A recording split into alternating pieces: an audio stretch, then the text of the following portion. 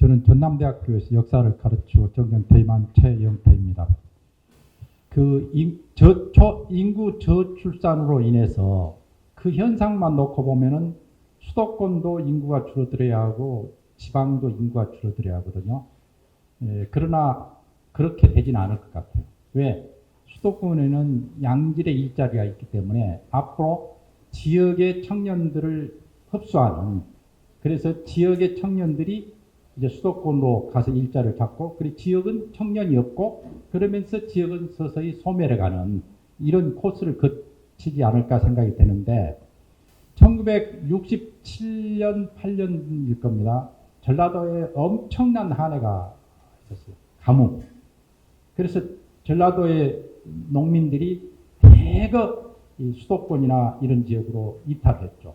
그게 결정적으로 전라도 인구를 정체시키게 만든 원인이 되거든요. 앞으로 아마 이제 이번에는 청년들은 전라도만이 아니라 영남 지역도 마찬가지고 수도권으로 대이동을 하게 될 거라는 생각이 들어요. 그런데 60년대 전라도 농민들이 수도권으로 갔을 때 빈민촌을 전전하죠. 지금 수도권의 집값, 지역의 집값에 엄청난 격차가 생겨 있잖아요.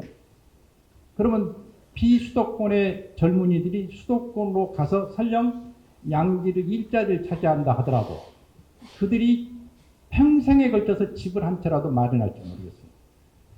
이게 바로 앞으로 이 지역의 청년들의 미래 모습이 아닐까 이렇게 생각이 들어요. 그러면 이 대선 국면은 이 지역의 사람들이 자기들의 목소리를 많이 내야 할 시점이거든요.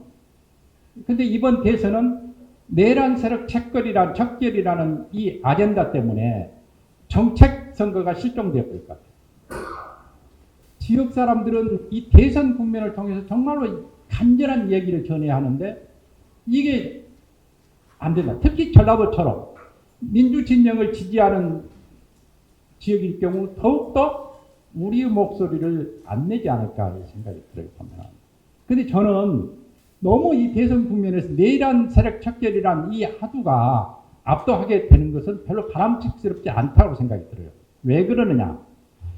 얼마 전에 이 경상도에 큰 불이 났죠. 큰 불이 진압하더라도 잔불에 대해서 조심은 해야 해요. 언제 그게 큰 불로 들릴지 모르지만. 그렇지만 내란 세력 척결은 큰 불은 윤석열을 퇴진시키는 것으로 저는 껐다고 생각이 들어요. 그리고 잔불들이 있는데 이 잔불들은 쉽게 없어지지 않습니다. 보수 세력이 있고 극우 세력이 20% 정도 존재하는 한 항상 이 내란 세력의 잔불들은 남아있게 돼요. 이것은 앞으로 영구적일 수도 있어요.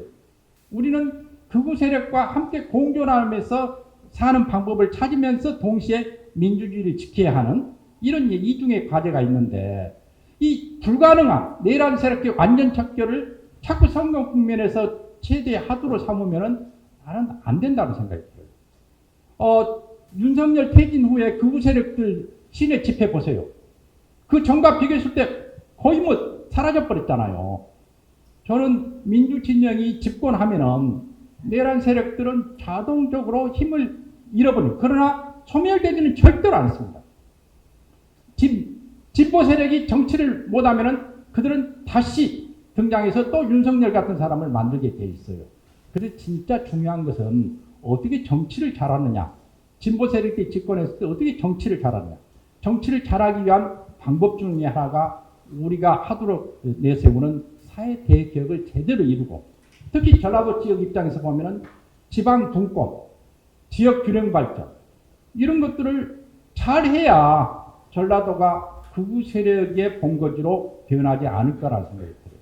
그래서 저는 이번 대선이 너무 내란 세력 척결이라는 데 초점이 맞춰짐으로 인해서 정책 선거가 실종되고 그 최대의 피해자들이 바로 민주 진영을 지지하면서도 별로 혜택을 못 보는 전라도가 아닐까 저는 그렇게 생각이 됩니다. 그래서 우리의 문제에 대해서 좀 더 관심을 가져야 한다. 저는 그런 주장을 하고 싶어요.